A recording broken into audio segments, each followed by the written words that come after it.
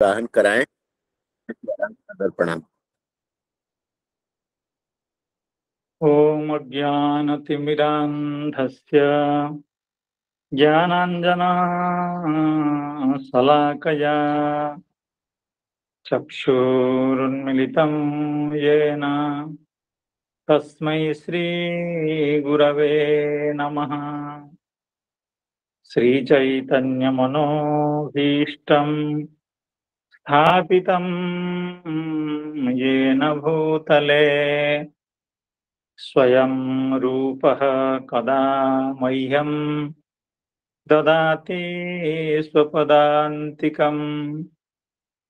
वन्देऽहं श्रीगुरो श्रीयुतपदकमलं श्रीगुरोन् वैष्णवांश्च श्रीरूपं साग्रजातं सहगणरघुनाथान्वितं तं सजीवम् साद्वैतं सावधूतं परिजनसहितं कृष्णचैतन्यदेवं श्रीराधा कृष्णपादान् सहगणललिता श्रीविशाखान्वितांश्च। हे कृष्णा करुणा सिन्धो दीनबन्धो जगत्पते गोपेश गोपिका कान्त राधाकान्त नमोऽस्तुते। तप्त काञ्चन गौराङ्गी राधे वृन्दावनेश्वरी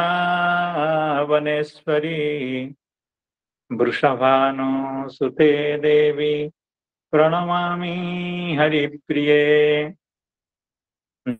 महावदान्याय कृष्णा प्रेम प्रदायते कृष्णाय कृष्ण चैतन्य नाम्ने गौरत्विषे नमः। वाञ्छाकल्पतरुभ्यश्च कृपा सिन्धुभ्य एव च पतितानां पावनेभ्यो वैष्णवेभ्यो नमो नमः। जय श्री कृष्ण चैतन्य प्रभो नित्यानंद श्री अद्वैत गदाधर श्रीवासादि गौरभक्तवृंद। हरे कृष्णा कृष्णा कृष्ण हरे हरे हरे राम राम हरे हरे। नमो ओं विष्णुपादाय कृष्णप्रेष्ठाय भूतले श्रीमते भक्तिवेदांत स्वामिन्निति नामिने। नमस्ते सारस्वते देवे गौरवाणी प्रचारिणे निर्विशेष शून्यवादी पाश्चात्य देशतारिणे। इयं प्रव्रजन्तमनुपेतमपेतकृत्यं द्वैपायनो विरह कातराजुहाव पुत्रेति तन्मयतया तरभोगिने दुस्तं सर्वभूतहृदयं मुनिमानतोऽस्मि। नारायणं नमस्कृत्य नरं चैव नरोत्तमं देवीं सरस्वतीं व्यासं ततो जयमुदीरयेत्। नष्टप्रायेषु भद्रेषु नित्यं भागवत सेवया भगवत्युत्तमश्लोके भक्तिर्भवति नैष्ठिकी। भगवत्युत्तम श्लोके भक्तिर्भवति नैष्ठिकी। समवेत समस्त संतजनों वैष्णवजनों विद्वज्जनों श्रीमद्भागवत कथा रसपिपासु सुधी जनों के चरणों में मैं विनम्र प्रणाम निवेदित करता हूँ। भगवान की कृपा से आप सबके शुभाशीर्वाद से हम लोग भगवान की दिव्य कथाओं का श्रवण सुबह एवं शाम को कर पा रहे हैं। अभी हम सुबह की कथा में कालीय दमन लीला का श्रवण कर रहे हैं। कालीय दमन लीला में अंतिम चरण में जब भगवान ने कालीय के मस्तकों पर आरोहण करके उस अपने पैर के ठोकरों से उसको अत्यंत आहत किया एवं वो जैसे मुमूर्षु हो गया, मृतप्राय हो गया कालिय।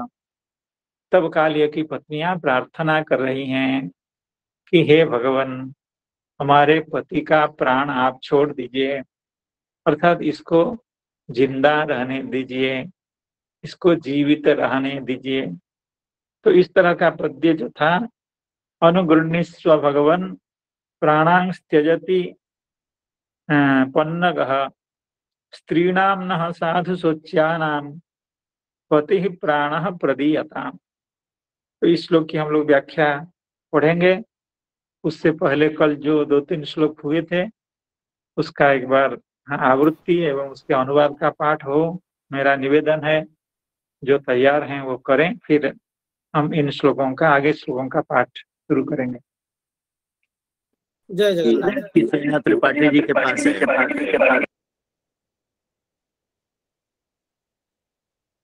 श्री गुरु चरण कमलेभ्यो नमः।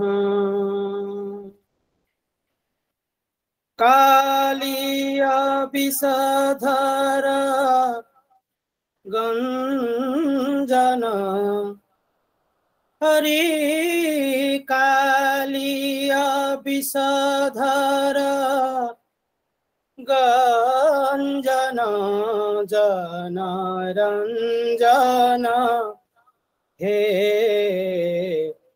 यदुकुल नलिना दिनेश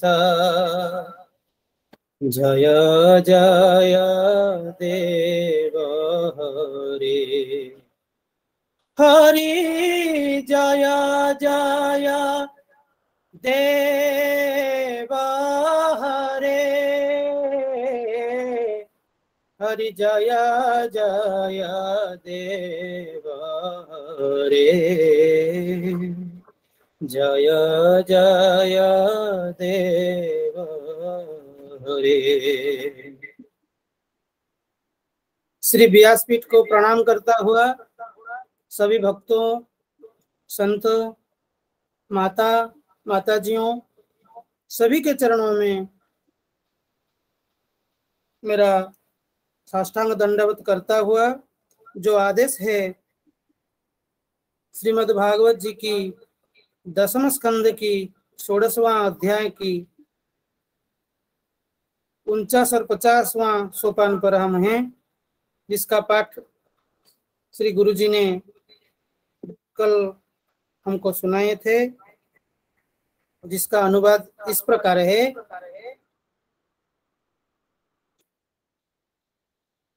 त्वं ह्यस्य जन्म स्थिति संयमान प्रभो गुणैरनीहो कृतकाल शक्ति दृक् तत्तत् स्वभावान् प्रतिबोधयन् सतः समीक्षया मोघ विहार ईहसे। प्रभो, यद्यपि कर्तापन न होने के कारण आप कोई भी कर्म नहीं करते, आप निष्क्रिय हैं, तथापि अनादिकाल शक्ति को स्वीकार करके प्रकृति के गुणों के द्वारा आप इस विश्व की उत्पत्ति, स्थिति और प्रलय की लीला करते हैं, क्योंकि आपकी लीलाएं अमोघ है। आप सत्य संकल्प हैं, इसीलिए जीवों के संस्कार रूप से छिपे हुए स्वभावों को अपनी दृष्टि से जागृत कर देते हैं। तस्यैव ते मोस्तनमस्त्रिलोक्या शान्ता अशान्ता उत मूढयोनयः शान्तः प्रियास्ते यधुना वितुं सता।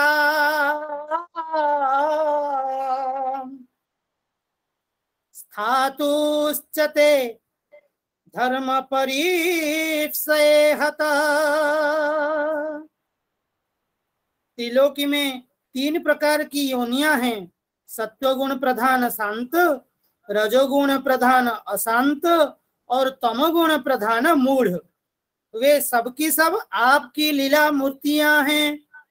फिर भी इस समय आपको सत्वगुण प्रधान शांत जन ही विशेष प्रिय हैं, क्योंकि आपका यह अवतार और ये लीलाएं साधु जनों की रक्षा तथा धर्म की रक्षा एवं धर्म की विस्तार के लिए ही है। अपराधः सकृद्भर्त्रा सोढव्यः स्वप्रजाकृतः क्षन्तुर्मर्हसि शान्तात्मन् मूढ़स्य त्वामजानत। शांतात्मन, स्वामी को एक बार अपनी प्रजा का अपराध सह लेना चाहिए। यह मूढ़ है, आपको पहचानता नहीं है, इसलिए इस दुष्ट को क्षमा कर दीजिए। फिर आगे की कथा है, अनुगृहीस्व भगवन् प्राणान् त्यजति पन्नगः। अनुगृह्णीस्व भगवन् प्राणान् त्यजति पन्नगः।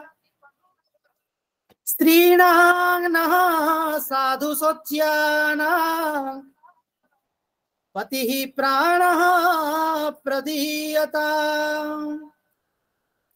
आगे की सोपान को पहुंचाने के लिए आचार्य के चरणों में सभी भक्तों के चरण में प्रणाम करता हुआ अपने वाणी को विश्राम देता हूँ। जय जगन्नाथ, जय जय श्री राधे।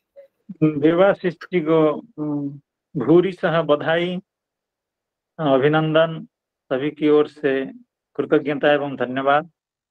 बड़े सुंदर कंठ में आपने गीत गोविंदा का भी पद्य सुनाया और प्रासंगिक पद्य सुनाया, और यहाँ के श्लोकों का यथायथ उच्चारण एवं हिंदी में अनुवाद पढ़ करके हम लोगों को कल का विषयों को स्मरण कराया। अब जैसे हम श्रवण कर रहे थे तो कालिय की पत्नियां अब प्रार्थना कर रही हैं, अपने मन की बात कह रही हैं, भगवान से जो मांगने की इच्छा करती है उस बात को प्रकाश कर रही है। अनुगृह्णीष्व भगवन्, हे भगवन, हे प्रभो, हे परमेश्वर, अनुगृह्णीष्व यानी आप अनुग्रह करें, आप कृपया हमारे ऊपर अनुग्रह करें, कृपा करें, दया करें। अनुगृह्णीष्व भगवन्, किस बात पर अनुग्रह हो? प्राणां त्यजति पन्नगः, यह जो पन्नग है यानी सर्प है। पन्नग शब्द का एक अर्थ पक्षी होता है और सर्प भी होता है, क्योंकि अपने पैर से जो चलता है मतलब पन्नगः अर्थात पता नहीं, व्युत्पत्ति भूल रहा हूँ। तो पतन गच्छति इति पन्नगः, यानी जो धरती पर गिर करके, उठ करके, पड़ करके गमन करता है उसको पतन गच्छति इति पन्नगः। तो ऐसा जो सर्प है, जो कालीय है, वह प्राणान त्यजति, वो तो मृत्यु के कगार पर है, मरण के कगार पर है, अब मरने ही वाला है, अब मर रहा है। अनुगृह्णीष्व भगवन् प्राणां त्यजति पन्नगः। स्त्रीणां, हाँ प्रभु सुनाइए। ये विपत्ति पदा न गच्छति इति पन्नगः, पुरुषा गच्छति। हाँ हाँ हाँ, बहुत अच्छा, बहुत अच्छा कर दिया आपने। जो पैर से नहीं चलते हैं, क्योंकि वो तो अपने पेट के बल पर सर्प चलता है। उरसा गच्छति इति उर्गा, पदा न हाँ गच्छति हाँ इति पन्नगा। हाँ हाँ हाँ। जी, गुरु जी तो के चरणों में प्रणाम। नहीं नहीं नहीं, बहुत आपको धन्यवाद और हमारे कृतज्ञता प्रणाम। आपने सही मौके पर याद दिला दिया। संतजन ऐसे होते हैं, विपत्ति के समय में काम आते हैं, और सामान्य बंधुजन तो संपत्ति के समय में काम में आते हैं, लेकिन संतजन विपत्ति के समय में काम आते हैं। तो पदभ्याम न गच्छति, जो पैर से नहीं चलता है, क्योंकि अपने पेट के बल पर या छाती के बल पर वो चलता है, इसलिए वो पन्नग है। और बहुत अच्छा प्रकाश किया आपने। तो हे भगवान, यह जो पन्नग है, यह जो सर्प है, हम सबका जो पति है, वह प्राणान त्यजति, मर रहा है, मर गया है। आप समझ लीजिए मर गया, आपने तो इसको मार ही डाला। अनुगृह्णीस्व भगवन् प्राणां त्यजति पन्नगः। मिश्र जी की बात को सुन करके मेरे में उत्साह आ गया है ज्यादा। स्त्रीणाम न साधु सोच्यानाम पति प्राण प्रदीयताम। हे भगवान, आपसे हमारी प्रार्थना है, करबद्ध प्रार्थना है। दोनों आपके श्री चरणों में हम साष्टांग दंडवत प्रणाम करती हुई आपसे यह प्रार्थना कर रही हैं। पति ही प्राण प्रदीयता, इसके कई तरह की बातें कही जाती हैं। पति प्राण प्रदीयता अर्थात पति का प्राण प्रदान कीजिए, और पति ही प्राण प्रदीयता, पति ही हमारे प्राण हैं, क्योंकि स्त्री का पति बहुत प्राण जैसे होता है। इसलिए हम जो हमारे पति, हम जो हमारे प्राण हैं, उसको आप प्रदान कीजिए, यानी हमारा प्राण आप प्रदान कीजिए। स्त्रीणाम न साधु सोच्यानाम, तो हम कैसे हैं? हम तो स्त्री हैं, हम तो अबला हैं, हम तो असहाय हैं। अगर हमारे पति ना हो तो हम इस संसार में अत्यंत उपेक्षित हो जाएंगे। आप क्या चाहते हैं प्रभु? आपकी हम सब भजन करने वाली उपेक्षित होकर के रहें, या आपको मंजूर है क्या? भगवान हरगिज कहेंगे कि हाँ, नहीं कहेंगे कि हाँ ये मंजूर है। तो ये सब जानती हैं, भक्त हैं, चतुर हैं, इसलिए सीधे भगवान से यही मांग रही है, पति ही प्राण प्रदीयता। तो हम स्त्री हैं, हम अबला हैं। और एक बात कह दिया, साधु सोच्याना, जो लोग सज्जन होते हैं, साधु होते हैं, अच्छे लोग होते हैं, जो लोग विवेकवान होते हैं, विवेकी पुरुष होते हैं, वे स्त्रियों का, नारी जाति का बड़ा आदर करते हैं, उनको ज्यादा सम्मान देते हैं, और उनके प्रति संवेदना कुछ ज्यादा ही रहती है। नारी जाति के प्रति, मातृ जाति के प्रति साधु सोच्याना, साधुओं के द्वारा वे शोचनीय होते हैं। शोचनीय का मतलब साधु लोग उनका ख्याल करते हैं, भले बुरे में उनका ख्याल करते हैं, ताकि नारी जाति को कोई कष्ट न हो, मातृ जाति को कोई कष्ट न हो। इसीलिए जो साधु लोग होते हैं वे हम लोगों के जैसे नारियों के बारे में समवेदना रखते हैं, बड़े दया भाव रखते हैं, बड़ी कृपा रखते हैं। तो हे प्रभु, आप तो परम साधु हैं, इसलिए आप कृपा कीजिए। हमारे पति जो हमारे प्राण हैं, ऐसे पति को, हमारा प्राण को दे दीजिए। साधु सोच्यानाम, यह जो बात है इसका उल्लेख और भी जगह है। श्रीमद् भागवत में पृथु महाराज जी के प्रसंग में, जब पृथु महाराज जी पृथ्वी को दंडित करना चाहते थे, क्योंकि बेण के बाद पृथु महाराज जी राजा बने हैं, और बेण के घोर अन्याय का कारण पृथ्वी अब ऊसर बंजर हो चुकी थी, अर्थात उसमें कोई सस्य आदि का उत्पादन नहीं होता था। पृथ्वी ने अपने समस्त संपत्ति को, जो सुवर्ण रजत आदि है, उनको तो छुपा लिया था, और दूसरी बात है उसमें कोई सस्य संपदा आदि नहीं हो रहे। तो ऐसा देख करके पृथु महाराज जी को लगा, ये कैसी पृथ्वी है, मैं राजा बना हूँ, ऐसी पृथ्वी का राजा बना हूँ, ये कुछ उत्पादन ही हमारे लिए नहीं कर रहा है, हमारी प्रजा भूखी मर रही है। इसलिए मैं इसको दंडित करके इससे अपना जो अभीष्ट है वो प्राप्त कर लूंगा। तो इस तरह से पृथ्वी का वध करने के लिए पृथु महाराज जी तैयार हो गए थे कि तुम हमारे साथ अविचार कर रही हो, मैं राजा हूँ, मेरा धर्म है प्रजाओं का पालन करना। तो जब पृथ्वी महारानी को वध करना चाहते ही थे तो पृथ्वी महारानी वहां भी इसी तरह की बात कह रही है।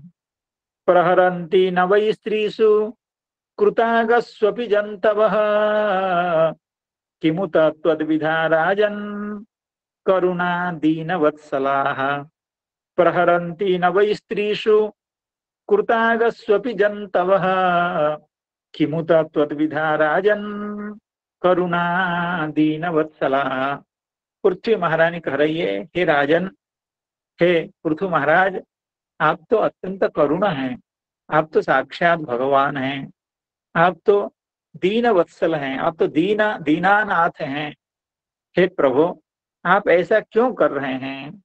क्योंकि प्रहरंती नवै स्त्रीषु कृतागस्व भी जंतव, जो जंतु होते हैं यानी जिनमें विवेक का लेस मात्र भी नहीं होता है, जो अनपढ़ होते हैं, जो अविवेकी होते हैं, जो पामर प्रकृति के होते हैं, ऐसे भी लोग स्त्रियों का वध नहीं करते हैं, स्त्रियों को आघात नहीं पहुंचाते हैं, स्त्रियों को नहीं पीटते हैं, स्त्रियों के प्रति हिंसा नहीं करते हैं। और कैसी स्त्रियों के प्रति? कृतागस्व भी, जिन नारियों ने अपराध किया भी हो, ऐसी नारियों के प्रति पामर लोग भी दया का प्रदर्शन करते हैं। और आप तो साक्षात भगवान हैं, आप तो दया निधान है, करुणा निधान है, तो ये कैसे हैं आप हमारा वध करना चाहते हैं? तो वहां दो बात कही गई थी। जो सापराध नारी हो उसकी भी हिंसा दुर्जन भी नहीं करता है।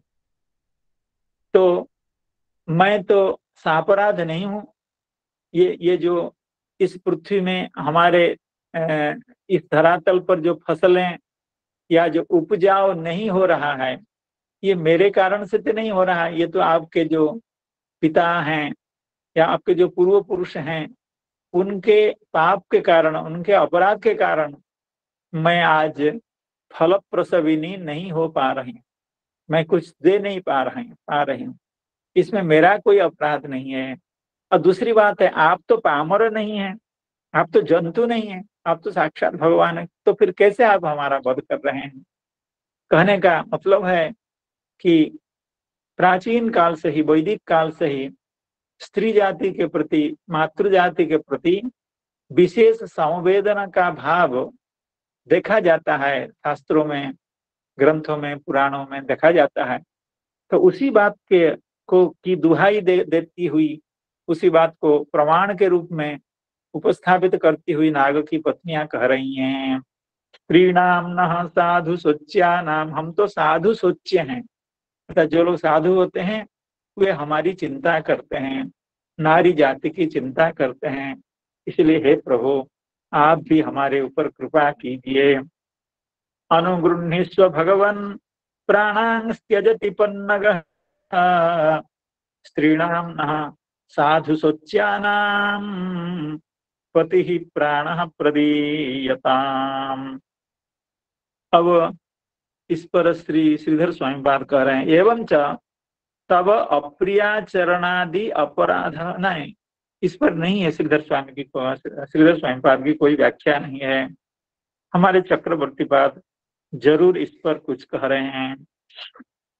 ननु चिकित्सा अस्य साधु एव कृता रोगो गतः एव, अर्थात भगवान नागपत्नियों को मान लीजिए ऐसा कह रहे हैं कि अपराध सकृत भर्त्रा, नागपत्नियां कह रही थी, हे भगवान, इन लोगों ने अपराध किया है, आप कम से कम एक बार तो इसका अपराध को क्षमा कर ही दीजिए, सह लीजिए, अनदेखा कर दीजिए इसके अपराध को। तो अब भगवान ऐसा कह रहे हैं, ननु चिकित्सा अस्य साधु एव कृता, तो इसकी तो चिकित्सा हो गई, अर्थात इसकी जो समस्या थी, इसके जो अहंकार थे, इसकी जो दुष्टता थी, इसका जो दूसरे प्राणियों के प्रति अपराध करने की प्रवणता थी, वो अब लगभग नष्ट हो चुकी है। ननु चिकित्सा अस्य साधु एव कृता रोगो गतः एव। इसकी जो बीमारी थी, इसका जो औद्धत्य एवं हिंसा करने की प्रवृत्ति थी, वह इसका रोग था, वह रोग तो अब चला गया है। किंतु रोग शेष दूरीकरणार्थम सप्ताष्टाः पार्ष्ण्य प्रहारः अवशिष्यन्ते तेषु सम्मतिर्दीयताम् इति अत आह अनुगृह्णेषु।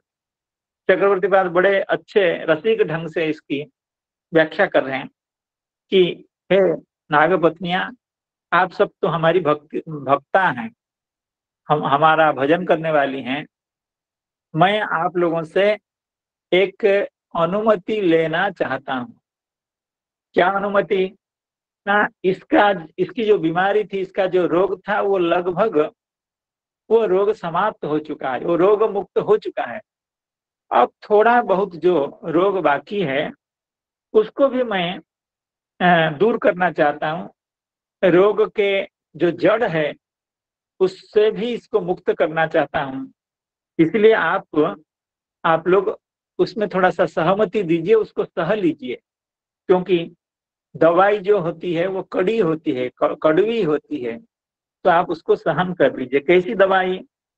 किंतु रोग शेष दूरीकरणार्थम, रोग अवशिष्ट है, थोड़ा बहुत अभी बाकी है, सप्ताष्टाः पार्ष्ण्य प्रहार अवशिष्यन्ते। अब 7-8 पार्ष्ण्य प्रहार इसको चाहिए। अब तक जो हुआ, मैंने अपने पैर के ठोकर से इसका दमन किया, इसके अहंकार को दूर किया, एवं दूसरे के प्रति हिंसा करने का जो स्वभाव है वो लगभग अब समाप्त हो चुका है। लेकिन अब थोड़ा बहुत जो बाकी है वो मैं 2-4 और लात मार करके इसको ठीक कर दूंगा। सप्ताष्टाः प्रहार पार्ष्ण्य प्रहार, पार्ष्ण्य प्रहारम नाम पाद प्रहार, 7-8 पाद प्रहार और चाहिए इसको। अवशिष्यन्ते तेषु सम्मतिर्दीयता, आप लोग तैयार हो जाइए, आप हमें सहमति दीजिए, क्योंकि आप लोग हमारी भक्ता हैं। जब तक आप नहीं कहेंगी तो मैं इसको आगे आघात नहीं दे सकता हूँ। सम्मतिर्दीयताम् इति आह अनुगृह्णीष्व इति। तो तब नागपत्नियां कह रही हैं, नागपत्नियां सोच रही हैं, भगवान आपके 7-8 और प्रहार, पाद प्रहार अगर इसके मस्तक पर पड़ेंगे तो ये तो फिर प्राण से हाथ धो बैठेगा, ये तो मर ही जाएगा। इसलिए हे प्रभु, आपने इसकी जो चिकित्सा की है विविध पाद प्रहारों से, अनेक पाद प्रहार ने इसकी चिकित्सा की है, और थोड़ी बहुत जो बीमारी अभी बाकी है उसको आप बिना पाद प्रहार के भी उस बीमारी को दूर कर सकते हैं, क्योंकि आप सब सर्वसमर्थ हैं। अनुगृह्णीष्व भगवान, आप तो भगवान हैं, आप तो परमेश्वर हैं, आप तो सर्वसमर्थ हैं, सर्वशक्तिमान हैं। इसलिए ये कोई आवश्यक नहीं है कि आप पाद प्रहार से ही इसके अवशिष्ट रोग को दूर करेंगे। इसलिए अतः आहु अनुगृह्णीष्व इति सदोष शेष। हे प्रभु, आप जिस दोष शेष की बात कर रहे हैं, अर्थात जो रोग का अवशिष्ट अंश है, वो अनुग्रह मृत प्रदानेनैव नाशनीय। रोग जो अच्छे वैद्य होते हैं वो अत्यंत मधुर औषधि दे करके भी, अर्थात कुछ जिह्वा को अच्छे लगने वाले दवाई दे करके भी रोग को दूर कर सकते हैं। और कुछ वैद्य ऐसे होते हैं, दवाई कड़वी दवाई देते हैं, दवाई कड़वी होती है, ऐसा होता है। लेकिन जो बहुत अच्छे वैद्य होते हैं वो कुछ स्वादिष्ट दवाई दे करके भी आप रोग को दूर करते हैं। तो हे प्रभु, आप तो सबसे बड़े वैद्य हैं, तो आप इसको अपने जो अनुग्रह मृत प्रदानेन एव नाशनी, जो थोड़ी बहुत बीमारी उसकी बची है उसको आप अनुग्रह रूपी अमृत प्रदान करके, अमृत तुल्य आपका जो अनुग्रह है, कृपा है, उस कृपा के द्वारा इसकी बीमारी को दूर करिए। न तो दंड तीव्रौषध पायनेन, दंड रूपी जो तीव्र औषध औषध जो दवाई है, जो बड़ी बड़ी कटु होती है, अब मत पिलाइए, इसको काफी हो चुका है, काफी कड़ी दवाई आपने इसको पिला दी है, इसलिए हे प्रभु इसकी अवशिष्ट जो बीमारी है उसको कृपा अमृत, अनुग्रह अमृत दे करके उस रोग को दूर कीजिए। आप वो कर सकते हैं, सर्वसमर्थ हैं। स दोष शेष अनुग्रहामृत प्रदानेन एव नाशनीयः न तो दंड तीव्रौषध पायनेन। क्यों? यतः असौ संप्रति प्राणांग त्यजति, अब ये मर रहा है, 7-8 लात अगर और पड़ेंगे आपके तो ये फिर कभी भी जीवित नहीं रह सकता है। इसलिए आप इसको अनुग्रह अमृत रूपी औषधि पान करा करके इसके जो अवशिष्ट रोग है, रोग का जो अवशिष्ट अंश है, उसको आप दूर कीजिए। ननु त्यजतु प्राणान किमनेन विगीतेन सर्प शरीरेण अतः परम दिव्य देहो मद्भक्तः एव भविष्यति तत्राहो स्त्रीणाम नः साधु सोच्यानाम पति प्राणः प्रदीयताम। भगवान अब पूछ रहे हैं नागपत्नियों से, ठीक है तो आप लोगों को इतनी क्यों चिंता हो रही है? अगर इसका शरीर छूट जाएगा, मर जाएगा, तो कोई बहुत बड़ी विपत्ति नहीं होने वाली है, क्योंकि यह आपका जो पति है ये किस शरीर में अभी रह रहा है? सर्प शरीर है, जो अत्यंत विगीत होता है, अत्यंत निंद्य शरीर होता है। सर्प का शरीर अत्यंत निंद्य शरीर होता है। लोग सर्प का स्मरण करके भी भयभीत हो जाते हैं, लोगों के चित्त में जुगुप्सा उदित होती है। तो ऐसा जो जुगुप्सित शरीर, निंदित शरीर, विगीत शरीर, ऐसा शरीर अगर छूट भी जाए तो उसमें कौन सी बड़ी हानि है? ननु त्यजतु प्राणान किम अनेना विगीतेन सर्प शरीरेण। क्यों? इसका अगर अभी मृत्यु हो जाएगी तो ये तो दिव्य भक्त का शरीर प्राप्त करेगा। अतः परम दिव्य देह मद भक्त एवं भविष्यति। इसमें कोई संदेह है क्या आप लोगों को? अभी अगर इसका प्राण चला जाए, शरीर छूट जाए, तो आप लोगों को कोई संदेह है क्या इसकी सदगति पर? यह मेरा भक्त बनेगा, इसमें भी आपको कोई संदेह है क्या? क्या इसको भक्त का शरीर, दिव्य शरीर प्राप्त होगा, उसमें भी आपको संदेह नहीं होना चाहिए। तो फिर क्यों आप आग्रह कर रही हैं ये सर्प के रूप में आगे भी बना रहे, इसका प्राण बचा रहे, ये सर्प ही बना रहे, ऐसा क्यों चाहती हैं? ननु त्यजतु प्राणान किम अनेना विगीतेन सर्प शरीरेण अतः परम दिव्य देहो मद्भक्तः एव भविष्यति तत्राहो स्त्रीणाम न साधु सोच्यानाम पति प्राणः प्रदीयताम। अब स्त्रियां तो, स्त्री जाति तो अशिक्षित पटुत्व, कालिदास ने कहा स्त्रीणाम अशिक्षित पटुत्व, नारी जाति मातृ जाति ऐसे ही बुद्धि में तेज होती हैं, उनकी बुद्धि बहुत काम करती है। तो भगवान की इस बात को सुन करके उनको लगा कि हम तो अब विधवा होने ही वाली हैं। तब उनके दिमाग में ऐसे आया, एक बात आई तो भगवान से वो कहने लगी। अब भगवान उससे समझ गए उनकी समस्या, मतलब इस तरह से भगवान को उन लोगों ने समझाया, भगवान समझ गए। भगवान को लगा कि हाँ, काली को जीवित रहना चाहिए। क्या कह रही हैं?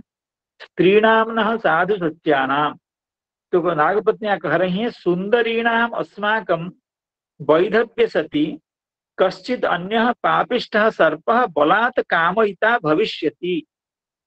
कहते हैं देखिए पति का प्राण तो चला जाएगा, हम उसकी इतनी रमणीय हैं और हम अभी युवती हैं और सुंदरी भी हैं हम सब, अगर पति हमारे न रहें, हम अगर विधवा हो जाएं, तो कोई ना कोई कालिय जैसा सर्प उसकी कामों को दृष्टि हम लोगों के पर पड़ेगी। तो फिर पापिष्ठः सर्पः बलात् कामयिता भविष्यति। सुंदरीणाम अस्माकं वैधव्य सति कश्चित् अन्यः पापिष्ठः सर्पः बलात् कामयिता भविष्यति। बलपूर्वक हमको वो प्राप्त करना चाहेगा, कालिया जैसा कोई दुष्ट सर्प। अतः हमारी अवस्था तो शोचनीय हो जाएगी। आप तो हरगिज ऐसा नहीं चाहेंगे कि हमारे साथ ऐसा हो भविष्य में, इसीलिए हमारी प्रार्थना है। अतः शोच्यानाम अस्माकम अयमेव संप्रति उत्पन्न वैष्णवताकत्वात् प्राणः स्नेहास्पदी भवन प्राणतुल्यः। अब भगवान अगर पूछें कि इससे थोड़ी देर पहले हम लोग मैं तो यही सोच रहा था कि इसके प्रति आपका कोई ज्यादा लगाव नहीं है, कोई आसक्ति नहीं है। और चक्रवर्ती पाद अपनी व्याख्या में यह भी कह रहे थे कि ऐसा एक समय भी आया था, नाग की पत्नियां नाग के प्रति उदासीन हो गई। लेकिन उनकी उदासीनता कब खत्म हुई? जब उन लोगों ने नाग के शरीर में, कालिय के शरीर में भगवान के प्रति भक्ति के कुछ लक्षणों का अवलोकन किया। भगवान जब नृत्य कर रहे थे, कालिय भगवान की हिंसा करना चाहता था, भगवान को नष्ट करना चाहता था। लेकिन ऐसा एक समय आया, भगवान के बार बार चरणाघात से उसकी दुर्बुद्धि जब नष्ट हो गई, उसके हृदय में भक्ति के लक्षण कुछ धीरे धीरे प्रकाशित होते रहे। क्योंकि भक्ति का बीज तो इन लोगों ने, नाग की पत्नियों ने बोया था पहले से, और वो अभी मौका प्राप्त करके, अवसर प्राप्त करके, वह बीज जैसे पानी पा करके बीज फूलता है, तो उस बीज को देखने से लगता है, पता चलता है कि आगे यह अंकुरित होने वाले हैं। उसी तरह से कालिय के लक्षण में भक्ति के कुछ लक्षण नागपत्नियों को दिखाई दे रहे। जब भक्त के स्वरूप में भक्त के लक्षण दिखाई देने लगे, तब नागपत्नियों के ने सोचा कि इसको तो जीवित रहना चाहिए। यह अगर जीवित रहेगा तो हमको भक्त संग प्राप्त होगा, और हमारी भक्ति का जो हम आचरण करते हैं उसके महत्व को भी यह समझ पाएगा, तो इसलिए इसका कल्याण होगा। इस तरह की दया का भाव नागपत्नियों के हृदय में आया है।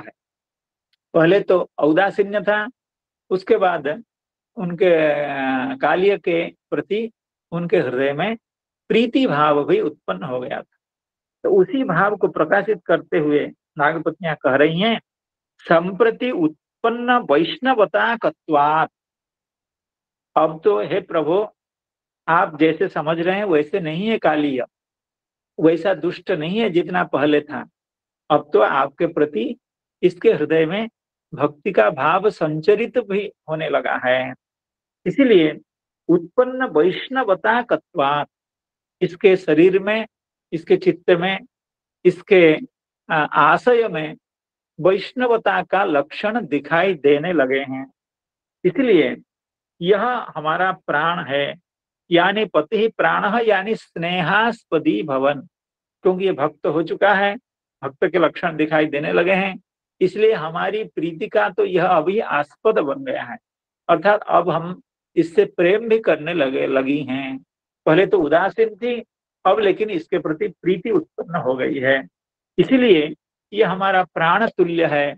अगर इसके जीवन को आप ले लेंगे, इसको अगर वध कर देंगे, इसका प्राण ले लेंगे, तो समझिए प्रभु कि आप हमारा प्राण ले रहे हैं, हम सबका वध आपके द्वारा हो रहा है। इस तरह से भगवान को नागपत्नियां नाग के प्राण की रक्षा के लिए समझा रही हैं।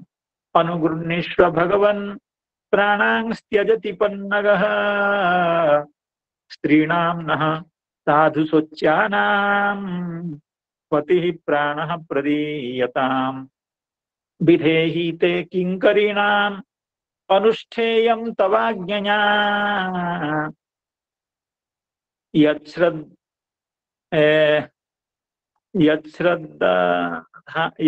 यच्छ्रद्धायानुतिष्ठन् वै मुच्यते सर्वतो भयात् विधेहि ते किंकरीणाम् अनुष्ठेयं तवाज्ञया यच्छ्रद्दधाया यच्छ्रद्धायानुतिष्ठन् वै मुच्यते सर्वतो भयात्। हे प्रभु,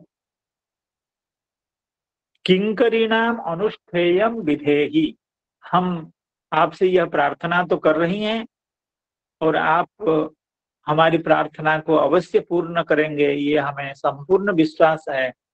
हम पहले से भी आपकी किंकरी हैं, आपकी दासी हैं, और हमारे पति रूपी प्राण दे करके हाँ हमको आप अतिशयित कृतज्ञ कीजिए, अतिशयित आपकी सेवा में अधिकतया लगाइए।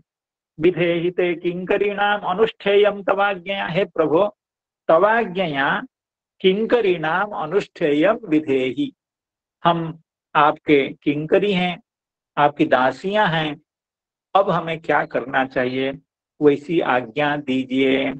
विधेहिते किंकरीणाम अनुष्ठेयम तवाज्ञया यच्छ्रद्धायानुतिष्ठन् वै मुच्यते सर्वतो भयात्, क्योंकि जीव सर्वतो भयात मुच्यते, अर्थात संसार के समस्त भयों से मुक्त हो जाता है जीव। कब? यच्छ्रद्धायानुतिष्ठन् वै, यत् श्रद्धाय अनुतिष्ठन्, अर्थात श्रद्धा के साथ, श्रद्धा का निवेश करते हुए, श्रद्धा धारण करते हुए, श्रद्धा के साथ जिसका अनुष्ठान करने से, जिसका अनुष्ठान करता है, जिसका परिपालन करने से, किसका परिपालन? आपकी आज्ञा का। तो हे प्रभु, आप हमें इस दासियों को अब आज्ञा दीजिए कि अब हम क्या करें, क्योंकि हमें विश्वास है कि आप इसका जीवन हरण नहीं करेंगे, ये तो जीवित रह जाएगा और हम तो जीवित हैं ही, लेकिन हम इसके साथ आपकी सेवा करना चाहती हैं। ये भी भक्त बन गया है, हम सब भी आपकी भक्ता हैं, हम आपकी निरंतर सेवा करना चाहते हैं, लेकिन आप सेवा का निर्देश दीजिए, कौन सी सेवा हम आप सबकी करें। क्यों? यच्छ्रद्धायानुतिष्ठन् वै, जिस आज्ञा का अनुष्ठान करने से, भगवान की आज्ञा का अगर कोई श्रद्धा पूर्वक अनुष्ठान करता है तो संसार के समस्त भयों से मुक्त हो जाता है।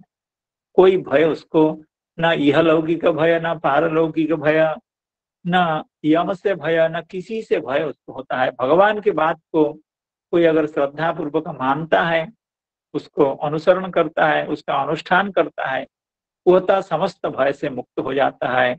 इसलिए हम भी समस्त भय से मुक्त हो जाएंगी। इसलिए आप हम सबको आज्ञा कीजिए, हमको आदेश दीजिए कि हम आपकी कौन सी सेवा करें।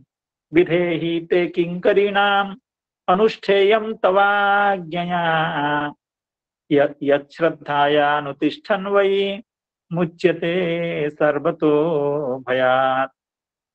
श्रीधर स्वामी पाद कह रहे हैं, नानो युष्मद् अनुग्रहे अन्येषां मृत्युरेवेति चेत न इति आहु विधेहि। हे नागपत्नियां, आप अनुग्रह की प्रार्थना कर रही। अभी यह जो प्रार्थना थी, पति ही प्राण प्रदीयता, यह प्रार्थना केवल कार्य नहीं, क्योंकि पति हमारे प्राण हैं, आप हमको प्राण प्रदान कीजिए, पति प्रदान कीजिए, प्राण प्रदान कीजिए। अर्थात इस प्रार्थना में नागपत्नियां अपने ऊपर भी अनुग्रह चाहती हैं और कालिय के ऊपर भी अनुग्रह चाहती, अर्थात प्रार्थना कर रहे हैं कि हे प्रभु, हमारे ऊपर भी आप अनुग्रह कीजिए और हमारे पति के ऊपर भी अनुग्रह कीजिए। अब श्रीधर स्वामी पाद कह रहे हैं, अगर मैं तुम सबके ऊपर ऐसा अनुग्रह करूं, अनुग्रह करना अगर मैंने शुरू किया, तो इससे तो जगतवासियों को हानि होगी। क्यों? अभी तक आपके ऊपर अनुग्रह था, आप इस पूरे हृदय को अपने कब्जे में कर रखा था, इस पे किसी को आने जाने नहीं देते थे, इसके ऊपर से कोई आकाश में उड़ के पक्षी जाता था वो भी मर जाता था। तो अभी तक तो आप सबके ऊपर हमारा अनुग्रह था, मैं आप सबका निग्रह नहीं कर रहा था, लेकिन कितनी बड़ी हानि हो रही है, कितने जानवरों का, कितने पक्षियों का, कितने प्राणियों का प्राण नष्ट हुआ है। ननु युष्मत् अनुग्रहे अन्यसा मृत्यु, अगर हम आप सबके ऊपर अनुग्रह करें तो इससे तो दूसरों को बड़ी पीड़ा होगी, दूसरों की तो मरण हो जाएगा। अभी तक जैसा मरण होता रहा उस तरह से यह जो भयंकर परिस्थिति आगे भी बनी रहेगी। तो फिर मैं कैसे अनुग्रह कर सकता हूँ? जिस अनुग्रह से प्राणियों को और लोगों को कष्ट होता हो, तो ऐसा अनुग्रह की कामना आप क्यों कर रही हैं? तो इसके उत्तर में यह श्लोक है, विधेहिते किंकरीणाम अनुष्ठेयम तवाज्ञया यच्छ्रद्धायानुतिष्ठन् वै मुच्यते सर्वतो भयात्। तो नागपत्नियां कहती हैं, प्रभु ऐसा नहीं है। न इति आहुः विधेहि इति, यानी त्वदाज्ञया प्राणिनः नाद्याम इति भाव, क्योंकि आपकी विशेष कृपा भी होने वाली है। आप कालिय को छोड़ देंगे, उसका प्राण हरण नहीं करेंगे। कालिय के जीवित रहने का मतलब है कि हम सबका प्राण भी बचा रहेगा। तो उसके बाद आप जो कहिएगा हम वही करेंगे। और सबसे बड़ी बात है आपकी जो चिंता है कि हमारे से और प्राणियों की हिंसा होती है और प्राणियों का जीवन नाश होता है, वो हरगिज नहीं होगा। क्यों? त्वदाज्ञया प्राणिनः न अद्याम, आपकी आज्ञा से हम और किसी भी प्राणी का भक्षण नहीं करेंगे, किसी भी प्राणी की हिंसा नहीं करेंगे, किसी भी प्राणी का वध नहीं करेंगे।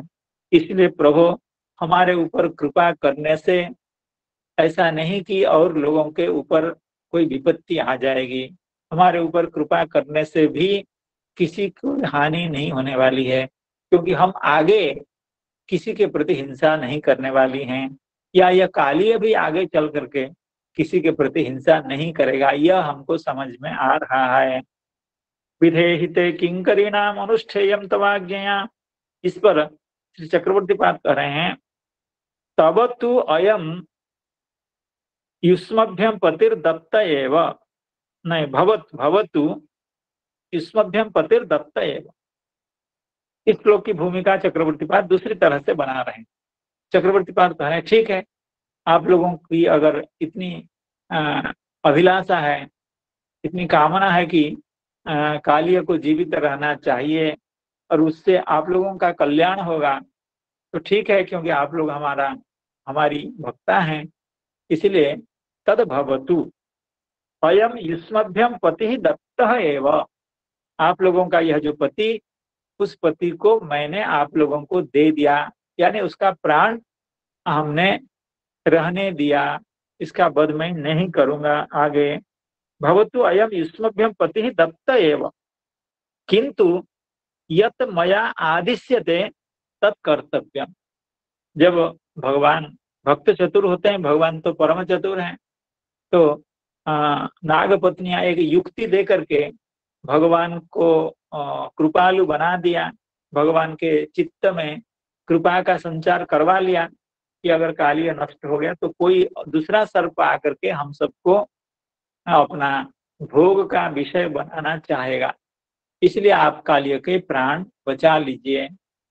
तो भगवान ऐसा सुनकर कहते, ठीक है, मैं तुम लोगों की एक बात को तो मानता हूँ, मेरी बात को भी तुम लोगों को मानना पड़ेगा। फिर आगे ये नहीं कहना कि भगवान हम ऐसा नहीं कर सकते, मेरी बात को भी आप लोगों को मानना पड़ेगा। वो क्या बात है?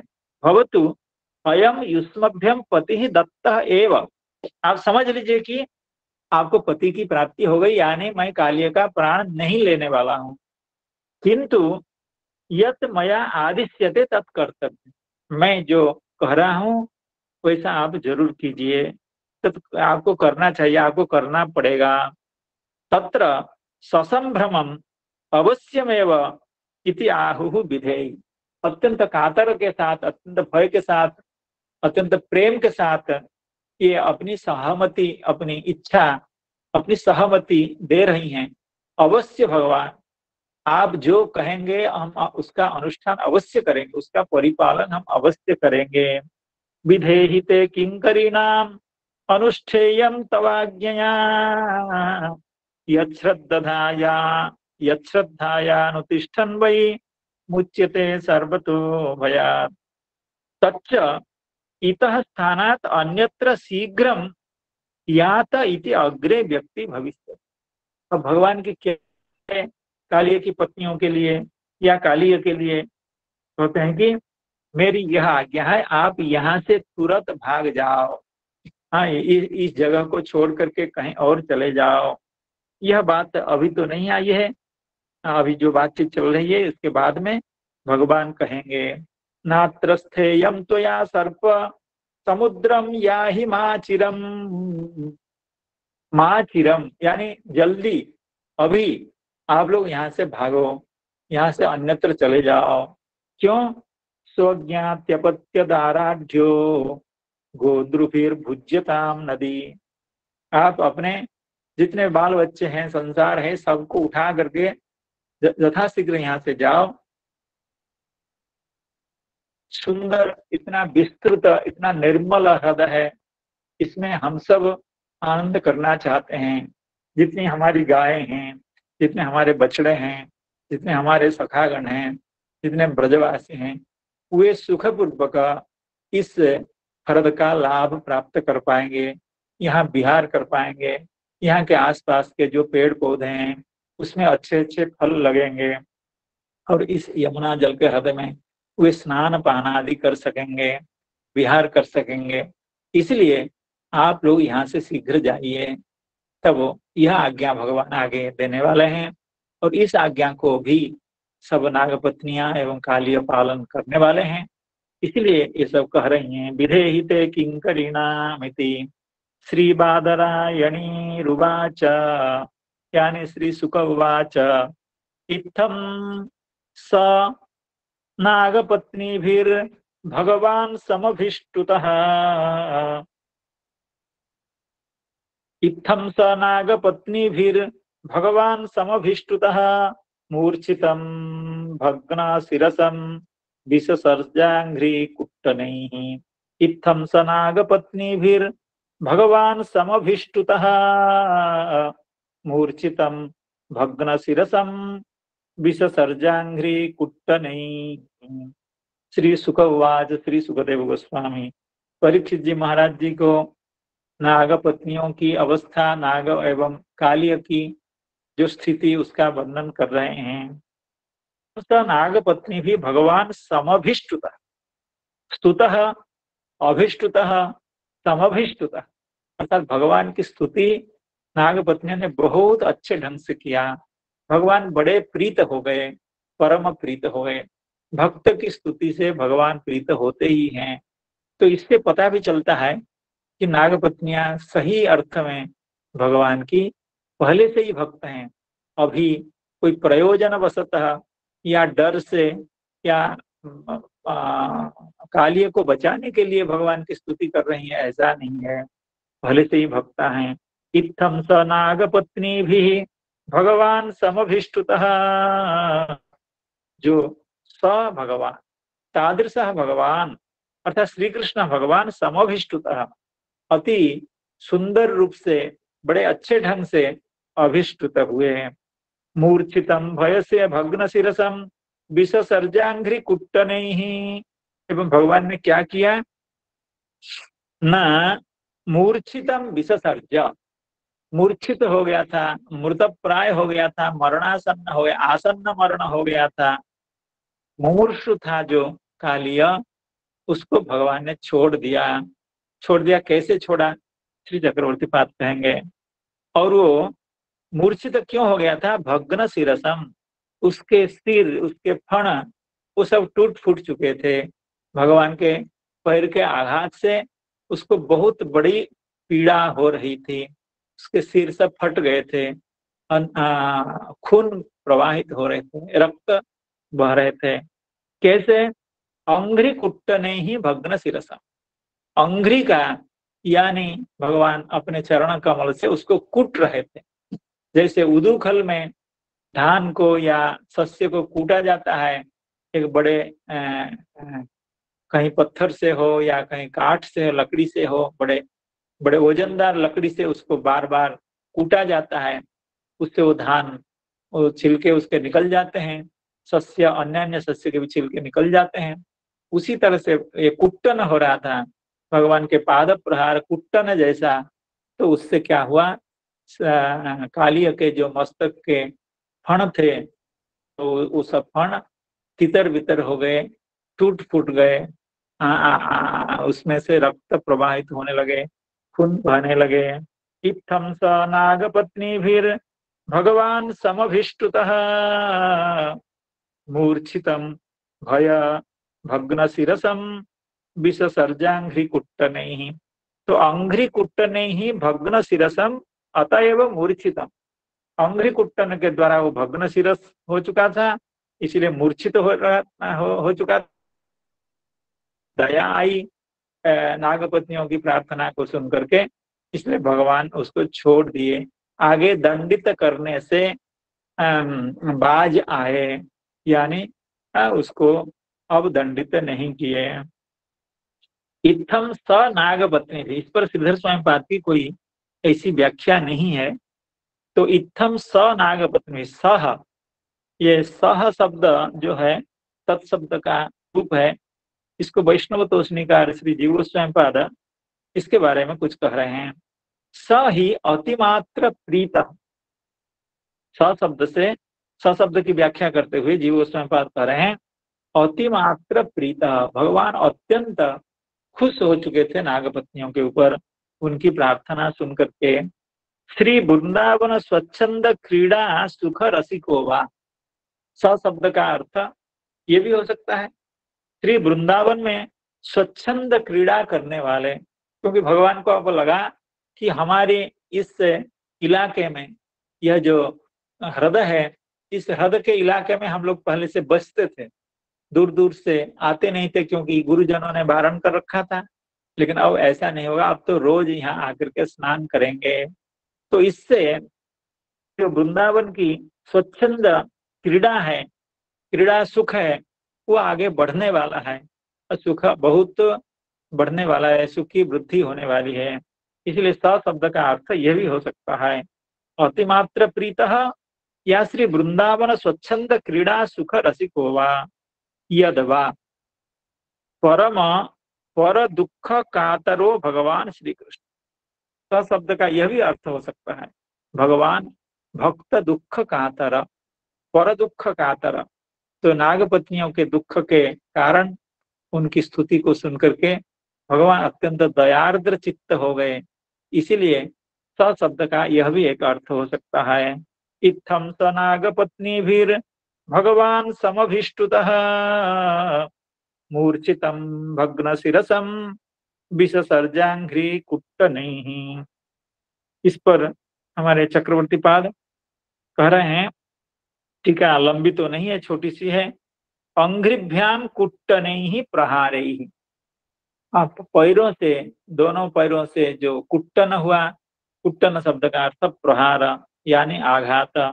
भग्न शिरसम कालियम तत्याज, अंघ्रि कुट्टन के द्वारा जिसका सिर टूट फूट चुका था, ऐसे कालिय को भगवान ने छोड़ दिया।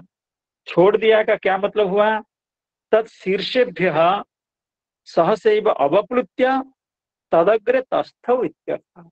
अर्थात भगवान उसके फणों पर, उसके मस्तकों पर चढ़ करके नृत्य कर रहे थे। नृत्य यानी उसको दंडित करने के ब्याज से नृत्य कर रहे थे, और नृत्य करते हुए उसके पैरों फणों पर, मस्तकों पर बार बार चरण का आघात कर रहे थे। तो तब शीर्षेभ्यः सहसैव अवप्लुत्य, उसके मस्तकों से अर्थात उसके फणों से तुरंत ही कूद करके भगवान नीचे उतर गए। हम लोग इससे पहले श्रवण कर चुके हैं, यह कोई द्वीप है, उस हृदय के बीच, उस द्वीप में यह लीला हो रही थी, इसलिए भगवान जमीन पर आ गए। तत् शीर्षेभ्यः सहसैव अवप्लुत्य तद अग्रे तस्थौ, उसके सामने खड़े हो गए। इससे पहले भी ये लीला हो चुकी थी, भगवान पहले भी उतर करके खड़े हुए थे, या चढ़ने से पहले खड़े हुए थे। उस समय कालिय की जो दशा थी और अब जो दशा है, इसमें बड़ा भारी अंतर है। उस समय तो बड़ी हिंसा थी उसके हृदय में, और अब भगवान के प्रति उसकी भक्ति हो गई है। इत्थं स नागपत्नीभिर् भगवान समभिष्टुतः मूर्छितं भग्न शिरसं विससर्जाङ्घ्रिकुट्टनैः। हरे कृष्ण कृष्ण कृष्ण हरे हरे, हरे राम राम राम हरे हरे। जय ग्रंथराज श्रीमद्भागवतम की जय। समस्त भक्त वृंद की जय। समस्त भक्तों के चरणों में बारंबार प्रणाम। जय श्री राम सेनापति महाराज की जय। सभी जय श्री राधे श्याम। नमस्ते नमस्ते नमस्ते। राधे राधे राधे नमो नमः। राधे राधे प्रणाम। हरे कृष्णा। जय श्री राधे। प्रणाम प्रणाम। राधे राधे गुरु जी प्रणाम।